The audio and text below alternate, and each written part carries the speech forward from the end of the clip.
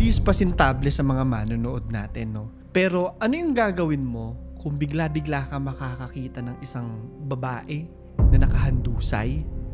Wala siyang saplot, ang dami niyang saksak, naliligo siya sa sarili niyang dugo, pero yung pinakakapansin-pansin dito sa kanyang katawan ay wala siyang ulo. Ganyan yung parang bangungot na eksenang nakita ng isang motel bellboy matapos niyang pasukin ang kwarto doon sa isang motel na pinagtatrabahuhan niya. Pero yung tanong, nasaan kaya yung pugot na ulong ito? October 2, 2010, mga bandang alas 7 ng gabi sa Pampanga City. Isang tawag po yung bumuhay sa dugo at gumimbal sa kapulisan ng nasabing probinsya. Yung nasa linya po parang tuliro, nanginginig-ginig siya sa takot at hindi makapaniwala sa mismong rason ng pagtawag niya. Dahil sa tawag na ito ay agad na nagpunta ang mga pulis kasama ang Scene of the Crime Operatives o SOCO. Dito mangyayari ang lahat sa Miabe Court Motel na matatagpuan sa barangay Pulong Maragul, Mabalacat, Pampanga. Pagpasok nila sa isa sa mga kwarto nitong nasabing motel, bumungad sa kanila ang isang eksenang parang galing sa isang horror film. Dahil lang nakakubli pala sa loob ng malinis at maayos na kwarto, maayos na higaan at lapag na walang kalat ay isang banyong pinangyarihan ng brutal at tila bangungot na krimen. Nakahandusay dito yung bangkay na tinatanong ko sa inyo kanina. Yung babaeng hubot-hubad, maraming saksak, naliligo sa dugo, at wala na ring ulo. Kinakabahan ako just thinking about it, no? Mapapasigaw ka talaga niyan. Sa totoo lang yung ganito mga eksena, hindi ko papangaraping makita at ma-experience sa personal. Honestly, kung mangyayari siya sa akin, talagang kailangan ko ng therapy for life. Hindi na mawawala sa isip mo yan eh. Yun yung mga klase ng pangyayari na maski sa panaginip, hindi mo gugustuhin mabungaran. Alam kong mahilig ako sa mga kwentong nakakatakot at mga kwentong kababalaghan. Pero for you to experience this in real life, kahit pa audience ka lang, at hindi ikaw yung biktima talaga, napakahirap pa rin na sikmurain. I cannot imagine the trauma that this has caused not just the victim's family, but also those who got to see what happened. Graphic yung ating kwento. At magwa-warning lang ulit ako dahil it gets worse. Itatanong muna natin yung mga importanteng katanungan sa kwentong ito. Sino ba yung biktima at ano nga ba ang nangyari sa kanya?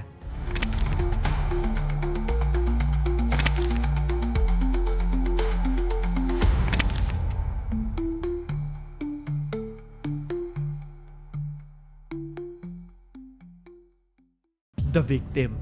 Babalik tayo sa crime scene Nang maghalughog po sa kwarto ng pinangyarihan ng krimen ang SOCO, wala rin sila nakikita ng mga ID. Walang kahit ano na pwedeng mag-identify sa kung sino itong babaeng ito. Maging records mula sa motel, wala din. So paano nila aalamin at hahanapin kung sino siya? Parang nakikita natin walang lead yung SOCO. Sumugal po sila. Napilitan silang ilabas sa dyaryo yung description ng katawan ng biktima. Kasama na yung mga kuko, kulay ng nail polish, pati yung hugis ng mga paa nito.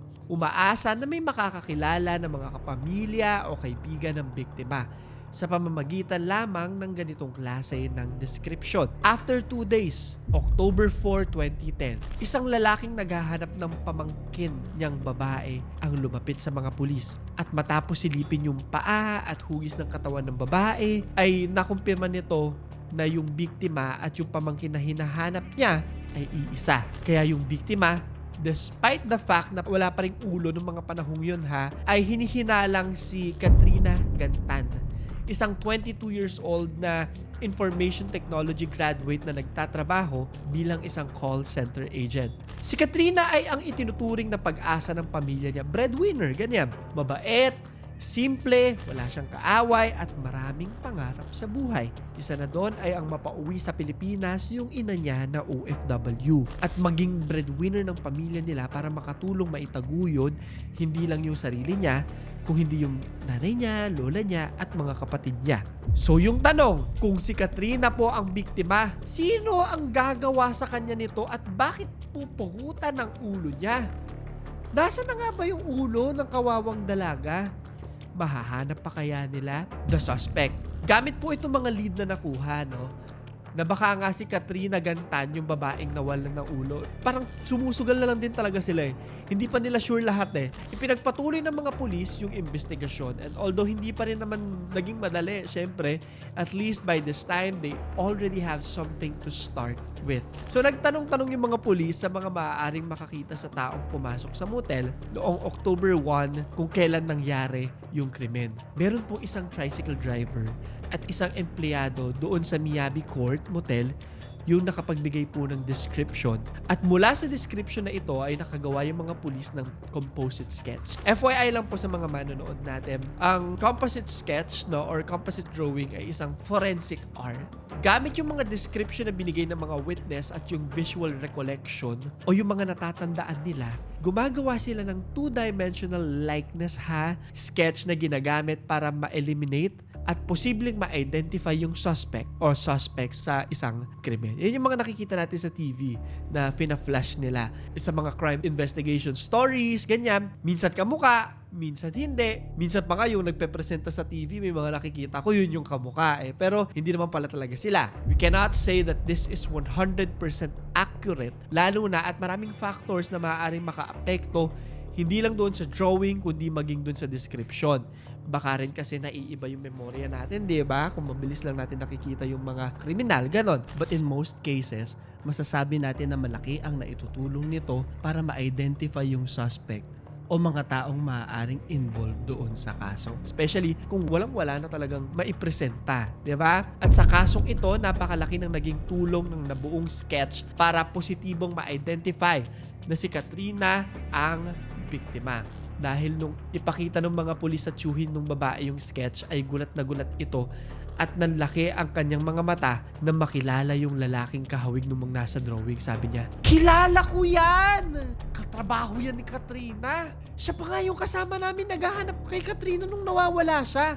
Nako, siya na nga kaya ito? Hindi pa natin sigurado baka naman kamukha lang. Pero ang suspect ay si Adonis Reyes. Isa po siyang 30 years old na lalaking katrabaho nga po ni Katrina sa call center. Ayon sa pamilya ng biktima, minsan ang dinala ni Katrina yung lalaki sa bahay nila at ipinakilala ito bilang isang simpleng katrabaho sa kumpanyang Souther lang sa Clark Freeport. At nung hinanap nila ang babae, pumunta pa itong si Adonis sa bahay ng pamilya. Nag-aalala daw at tumulong pa sa paghahanap sa likod ng katotohanan na siya mismo maaari ang nakakaalam kung nasan talaga niya iniwan. Hindi lamang yung katawan, pero syempre yung hinahanap po natin sa kwentong ito, yung nawawalang ulo ng babae. Paano nga ba nangyari ang krimen? The timeline.